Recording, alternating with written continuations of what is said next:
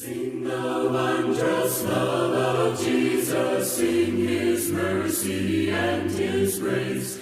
In the mansions bright and blessed, He'll prepare for us a place. When we all get to heaven, what a day, rejoicing that will be. When we all see Jesus, we'll sing and shout the victory. Go ahead and turn to Hebrews chapter 11, and we'll get to the ending part of that chapter here in just a moment. Because what we're going to do, we're going to continue where we've been in the last few Sunday nights. We've been asking this question, and we've been posing a question, what if the church was like? Well, we asked the question, what if the church was like Peter? And we found out after we got through with that a couple of things. What if the church was like the Apostle Paul? Well, we realized a couple of new things. What if the church was like Ruth? And we found out a few things there. And tonight I want us to direct our minds just for a moment, and we're going to ask the question, what if we were all like Moses? What if we were all like Moses? What would we do? And that brings us, in the discussion we're in tonight, into Hebrews chapter 11. You can turn there. We're going to spend all of our time right here because we're going to find everything we need in this chapter detailing this question. What if we were like Moses? Of course, you know what Hebrews chapter 11 is. Hebrews chapter 11 is that hall of fame of faith. It's that area we can go to when we need encouragement. It's a place we can go if we want to see what other people have done before and what they were doing in their lives and what difficulties they had. But it's a place where we can go to see that people lived the lives that we live. People were working to be obedient unto God, and people were trying to do their best. It was a place that details life. And I believe, personally, that's why we love Hebrews chapter 11. We love to go there often, we love to look at it, and we love to see as we look at verse 3, by faith, and we know the word before we get there, Abel, he's the first one covered in Hebrews 11. By faith, Abel, and he's going to detail what faith prompted Abel to do. I want to tell you for just a moment, this is what we've been doing in this short little Sunday evenings of 4. Tonight's the 4th. With Peter, with Paul, with Ruth, and now with Moses, we were detailing faith. There is something that we all have to have, and it's faith. That's why when we go to Hebrews 11, we read in the beginning of this chapter, now faith is the substance of things hoped for, the evidence of things not seen. Faith makes up what we do, why we do, and when we do. It makes up all of these things. So if you go ahead and turn toward the end of the chapter, go all the way to verse 24, and let's pick up tonight with what it would look like if we had the faith of Moses. And to do so, we're going to look at 4 words tonight. We're going to look at the fact that Moses is going to be a person who refused. There are going to be times in our lives where we have to refuse. Now that sounds negative, and it almost sounds pushy, but understand, there are times when we have to say no. We're going to look also in the fact that Moses had to make a decision. Moses had to choose. Who am I going to serve? What am I going to do? And I want us to, when we get to this point, I want us to see something about the word choose and when he had made that decision. Not only that, we're going to have to do some counting tonight. And we're going to have to see how Moses counted the things that were in his life and how we can apply that same system to our lives to make decisions by faith. And then we'll end ourselves up tonight looking in the latter part of chapter 11, and we're going to look at the very special fact that Moses, in all of the things that he was doing, he endured. Now, the word endure does not mean that Moses was perfect. It does not mean that in every aspect of his life he was 100% right. He was 100% correct, because we know there was only one person who ever walked the face of this earth who was 100% correct. But we need to see the fact that through everything that came to Moses, he endured them, the problems that he had to deal with. And we're going to see some of those problems tonight. But let's start off with Hebrews chapter 11, and let's look at verse 24. As we look at this first phrase, Moses refused. Verse 24 says this, "By faith Moses, when he was come to years, refused to be called the son of Pharaoh's daughter." You know, as we live life, time keeps going on. And that's the first thing we need to see in this particular passage. By faith Moses, when he was come to years, after some time had passed. I know most of us do not sit around and consider some questions, but let's consider some questions tonight just to get some concepts in our mind of after years have come to pass. You know, we can reach down into our wallets and we can pull out what's called a driver's license. I want to pose a question with that license. Why can't you start driving when you're 3? Well, I know that sounds outrageous, but there needs to be some years that have come to pass. There needs to be some experience that's come through life. There needs to be, and we hated these words when we were doing it, there needs to be some growing up, some learning, some knowledge trained in there. We can look at the voting system. Why does one have to be old enough to vote? Because there needs to be some knowledge there. There needs to be some understanding of what's happening in that scenario of life. Why, when we were 15 years old, let's make it lower. Why, when we were 10 years old, could we not just do it all? You know, we may have thought we could. You may have lived your life and you may have come to a day where you thought you were invincible. Just 10. No matter what you may have been doing. But I want us to see this fact here. There's a reason that life exists the way it does. And this is a God-given fact. We need to be a people who eventually grow up. That's what's happening in the beginning of this verse 24. By faith, when Moses had come to years, he was old enough to understand this is what is actually going on in my life. Not old enough to see some of the things in his life. He saw these things come to light, and he had a decision to make. Here was the decision. He could be one of the most powerful people in the world, or he would not. Now, for most young people, that would be an attractive offer. To be called the son of Pharaoh. You know, that doesn't have a big ring to us, does it? But what about being called the son of the billionaire? See, that may be more attractive in our day than the son of Pharaoh. The son of Pharaoh means nothing to us. Even though he was the ruler of the world, as you could call him, it really doesn't mean much to us. Even if we said the son of the president, we would understand that that person would have no power.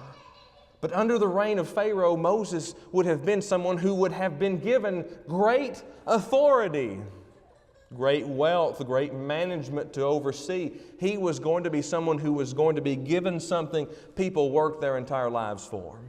And when he was come to years, he made the decision, I will not be called Pharaoh's son. And this is important for a few things. And I want you to see the word refused here in the passage. You read the middle of the passage, when he was come to years, refused to be called the son of Pharaoh's daughter.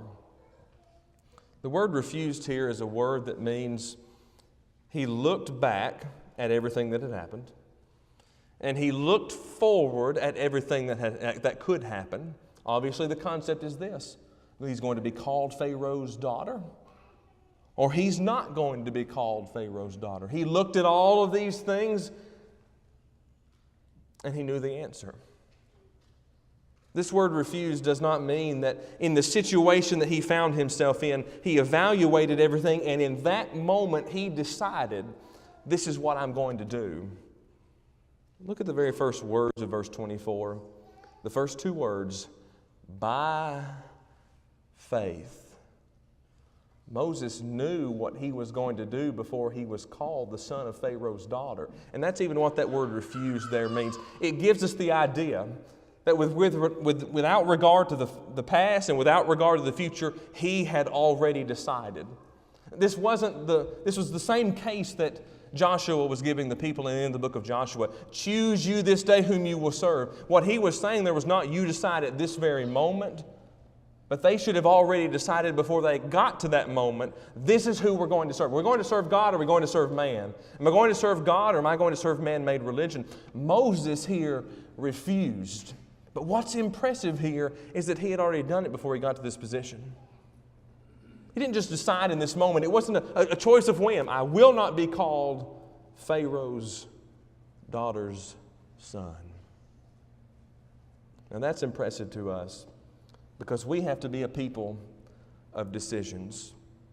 Really, what we have to be is a people who refuse. I want to give you a few scenarios that will help us in this understanding. And I want them to be as blunt as I can make them because we can exercise our right to make decisions right now. Someone walks in the door tonight and says, "Hey, I'm throwing a party. Do you want to come?" Well, okay. So we go. We all get out of here. We leave, and we go to the address that was given to us. When we get to this location, guess what we find? We find alcohol in excess. We find every drug known to mankind, and we find every type of illicit behavior that could be named. When do we need to make the decision not to be an alcoholic? When do we need to make the decision to stay away from things that will alter the mind? When do we need to make the decision? When do we need to make the decision not to follow after what the world says is great? It's not in those times that we make those decisions. We know the why or the how we make those decisions. It's already given to us here in verse 24. By faith, Moses. There was a reasoning in his logic, but he did not make those decisions right off, and we don't either. Let's get scenario number 2. You go to work tomorrow, and someone comes into your door, and they shut your door, and they tell you that they've found a way to get rich. But it's illegal. It's not right. What do you do? And when do you decide what you need to do? You see, it's not in that instant that we need to make that decision. I'm not going to stand against God. It's before then. We need to be a people like Moses who refuse to stand against God, no matter what the case may come. And we could give illustration after illustration, and we could make them as bold as we could. But here's the point. Right now, we need to decide, I'm going to stand with the Lord. Now, we're not deciding we're going to be perfect. Don't hear me try to make this something that it's not.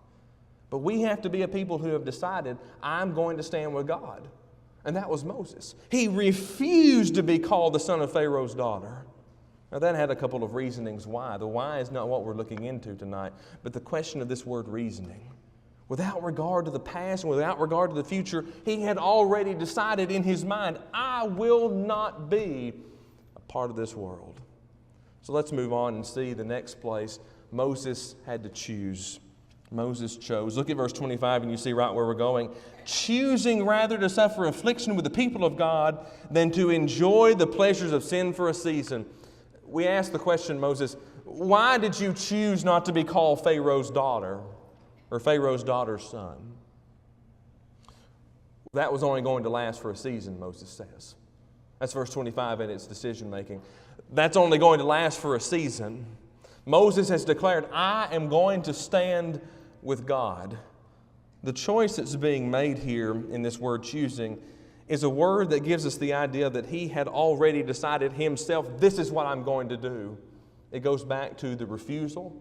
He's already decided, I'm not going to be a part of the world, but this word choosing here is a word in its original structure that says Moses would have said, I will not stand against God. He weighed all of the things in which he needed to weigh, and here's what he decided. I'm going to either have to suffer with God's people, or I'm going to get to enjoy everything Pharaoh has for a season. Let's ask one question. Are we one-season people? Are we one-season people? We may really call this particular question, are we fair-weather Christians? When things are going great, we're there. When things are wonderful, we're involved. What happens when things get hard? Look at the verse again, verse 25. Choosing rather to suffer afflictions. It's not just one negative term. It's two. He was choosing to rather suffer, number one. He was going to be the one who would bear the weight of this decision. What's he going to suffer? Various afflictions, and those could vary. Was Moses a fair-weather follower of God? Was Moses a fair-weather follower of God? When things were great, did he follow after God? Why, yes, he did. Before he entered into the home of Pharaoh's daughter, things were going rather well. Now, his family made some decisions, and he ended up in the house of Pharaoh. Things were great.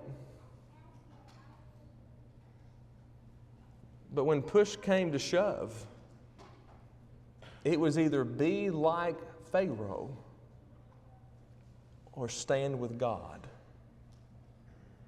And the question becomes, was Moses a fair-weather follower of God? Which brings us right back to the point. Are we fair-weather Christians? When things are great, where are we at? You know, it's easy. It is really easy to come to services when it was a great weekend, isn't it? It's really easy to come to services, to be a part of the Lord's people when the week was good. It's almost easy, almost now, when it was a bad week. But it's really hard. It's really hard when we have to decide, when we have to choose who we're going to serve. This may be the hardest verse of chapter 11. Moses had to choose. But we're no different. Every day we make choices in the places we go. We decide to go there. In the words we choose to let come away from our lips, we decided to use those words. In the content we put out of our mouths, we are the ones that choose that. And in the people we associate with, we are the ones who choose that. But let's get it into the terms of verse 25. We are the ones who choose whether we're going to stand with God or we're not. Moses chose. Now, let's move into verse 6. Moses has to account. Here's where we're going to do some counting. Moses counted, esteeming the reproach of Christ greater riches than the treasures in Egypt, for he had respect unto the recompense of the reward. The word esteeming here is a word that means Moses took a step back. And as he took this step back, he got pretty far away. So he could look at everything that has happened. And it's a word that means he counted.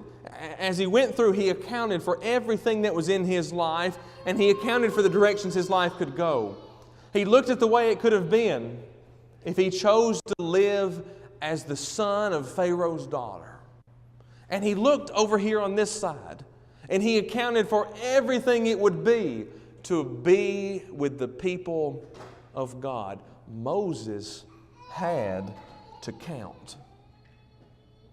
This is also a word that means to lead. To lead. Moses had to lead. It begs the question, to whom did Moses lead? Who was Moses leading? He was only possibly going to be the son of Pharaoh's daughter. Verse 26 is a passage that teaches us, just as many passages do, that other people are watching what we do.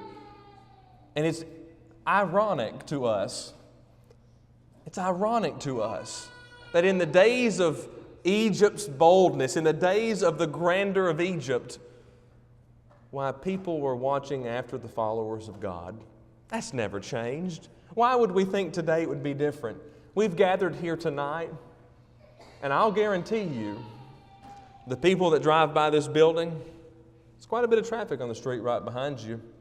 The people that drive by this building, they know whether we're here or not.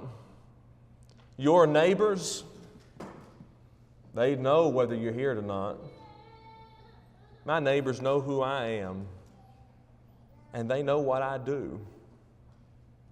And they're going to know when I'm not there. Our families, why, they know where we're going to be. There is one thing that I know for sure. I know where my father is right now. I know where my mother is. Do people know where we're at?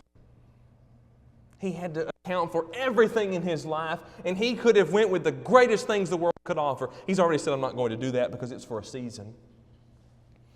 But he accounted everything.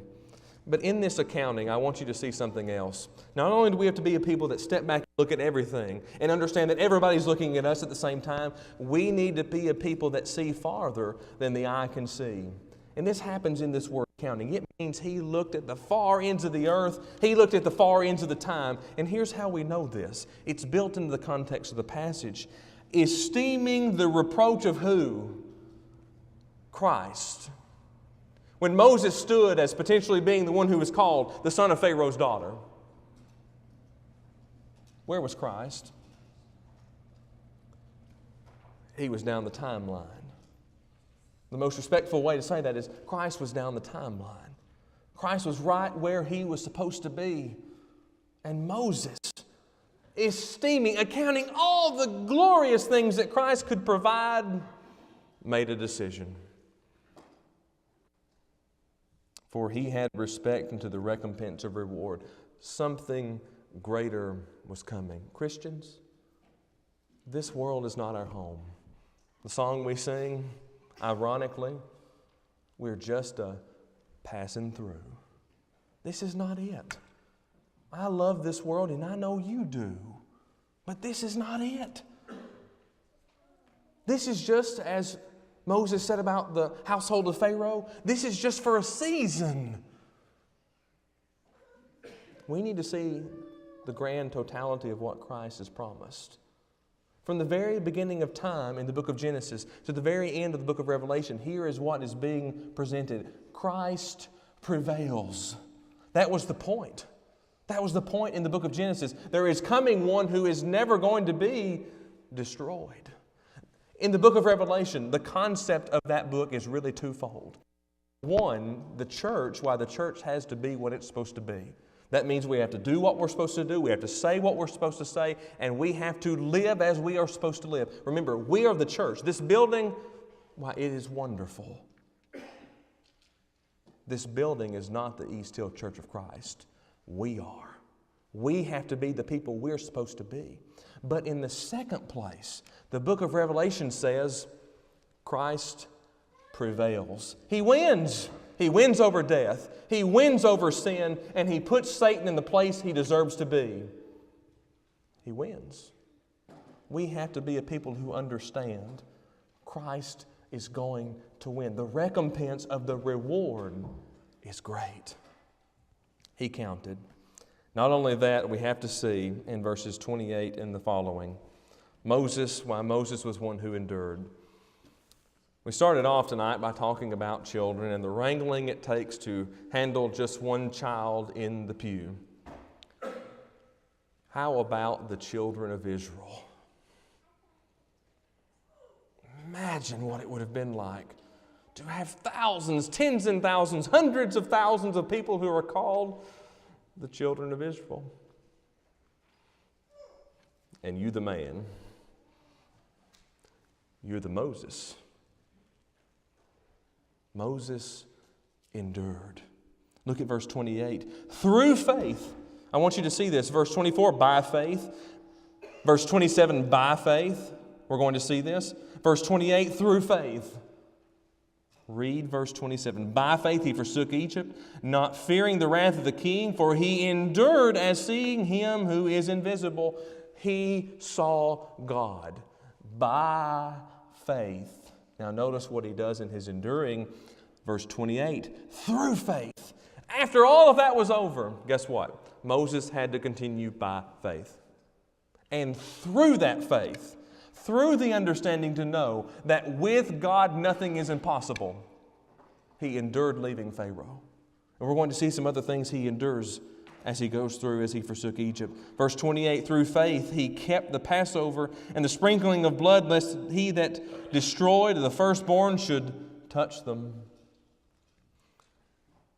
In the most impressive display before an entire nation of people, not just the people of God, but the people of Egypt, God displays 10, in which we should really call them, 10 amazing wonders. You've heard of the wonders of the world. They're just things we can't even comprehend. Here it was in Egypt.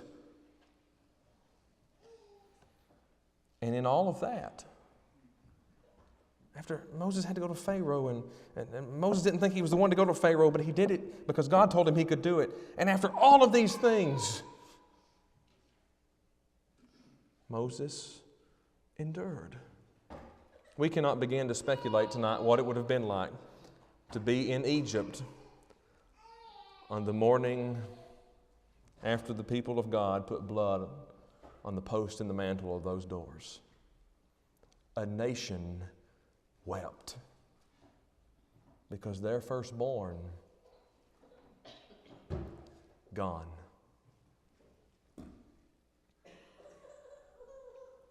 You look at verse 29, by faith they passed through the Red Sea as by dry land. You ever had to walk on mud? I mean, you have no other choice. You get out and you put your foot down and your shoe's already gone. You ever had to wade in a pond? It's not easy, is it? Here Moses and all the people in which had followed him after, Pharaoh's hot on their tails. He's right on their trail. Here they stand before the Red Sea. We need to go that way. They didn't walk through mud. It wasn't wet one bit. Pharaoh was still behind them. When God told Moses, this is what you're going to do, you're going to part the Red Sea, Moses, it took faith for him to endure that. He has to go before all of these people in which have just followed him out of Egypt. And he's got to stand before them, and this has got to work. And it did. Verse 29, by faith they passed through the Red Sea as by dry land, which the Egyptians essaying to do were drowned. Oh, Moses, you would not be called the son of Pharaoh's daughter. Why? Because God was not with them. You can even look to passages like verse 30. By faith the walls of Jericho fell down after they were compassed about 7 days. Here's what we're going to do.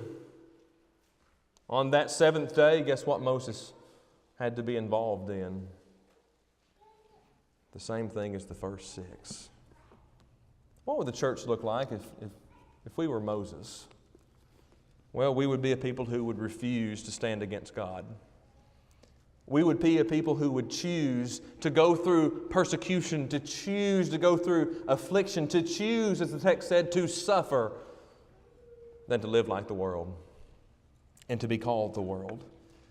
We would be people who would esteem, we would count all of the things that God has done and all of the things that have happened in our lives, and we would still stand with God. And we would be a type of people that even though the things we're getting ready to face seem impossible, we would know they're always possible. Things are never impossible. There's always a way of escape. There's always a way out. And that's what it would look like. We need to be a people who are like Moses, a people who are like Ruth, people who are like Paul, and the people who are like Peter. Not because we're perfect. We're not. But because we want to serve God. And we're going to put them first. I've purposely not said this for 4 weeks. And here's the end result of everything we've looked at. We have to be the people who choose to serve God. That's what it would look like. If we were Paul, if we were Peter, if we were Ruth, if we were Moses, we would be the people who have decided to follow after God. And here's where we are. We're left with a choice tonight. 2 groups of people for just a moment I want to talk to. Have you become a child of God tonight? It's a yes or no answer. If yes, hang on, we'll get there in just a minute. If no, hear what I'm getting ready to say with all respect. If you're not a child of God tonight, you are lost. And I don't say that to stand up here and go, I'm not. You are. That's not what I stand here to say. I stand here in this moment in what's called the Lord's invitation, pleading with you as someone did for me. You are lost. And if you are not someone who is in Christ, you are lost. This book right here, the Bible, it tells us how to be in Christ. And it all has to do with this book. This is our guide. This is our, some people call it a roadmap, but this is what we live by. It's our manual. If you want to become a child of God tonight, you can. You can look into His Word. You can put your faith into that as Moses would do. You can repent of your past sins. You can confess the name of Jesus, and you can be immersed tonight, and you can walk out of this room a child of God. Let's talk to that second group of people, those who have already become children of God. Moses, was he perfect? No. He was not. Christians, sometimes we're not perfect. We strive to be. We always aim to hit the mark. But sometimes we miss the mark. That's the concept of sin. We miss the mark. Sometimes that's us. We don't have to live like that for eternity. The best blessings we have ever imagined in our lives is not just the fact that God is willing to save us. It's the fact that after we are His, when we walk away from Him, when we miss the mark, He's willing to welcome us back home if we're willing to come home. That's who we have to be. A people who are willing to admit we've made mistakes and that we are still dependent upon God. Sing the wondrous love of Jesus, sing His mercy and His grace in the mansions bright and